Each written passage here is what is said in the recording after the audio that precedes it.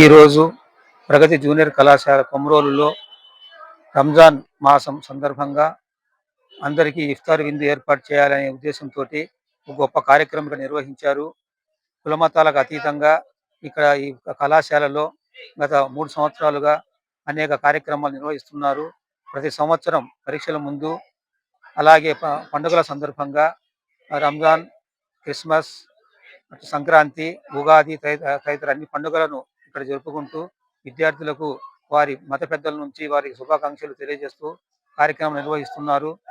అందులో భాగంగా ఈ సంవత్సరం కూడా ఈ కళాశాలలో రంజాన్ మాసం ప్రారంభం రోజున ఇక్కడ ఇఫ్తార్ విందు ఏర్పాటు చేసి మత పెద్దలను ఆహ్వానించారు. ఆ సందర్భంగా మత పెద్దలు విద్యార్థులకు మంచి సూక్తులు ఇస్తూ శుభాకాంక్షలు తెలియజేస్తూ వారందరూ మంచి మార్కులతో పాస్ కావాలని అల్లాను ప్రార్థించారు.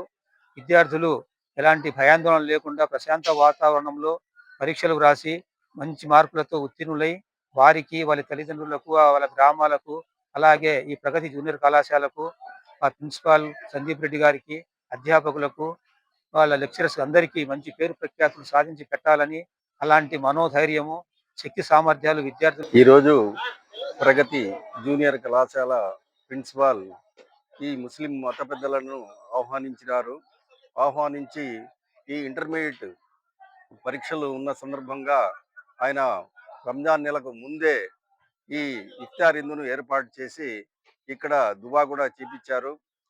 ఇక్కడ మత పెద్దలందరూ కూడా కళాశాల విద్యార్థినులను దీవించినారు.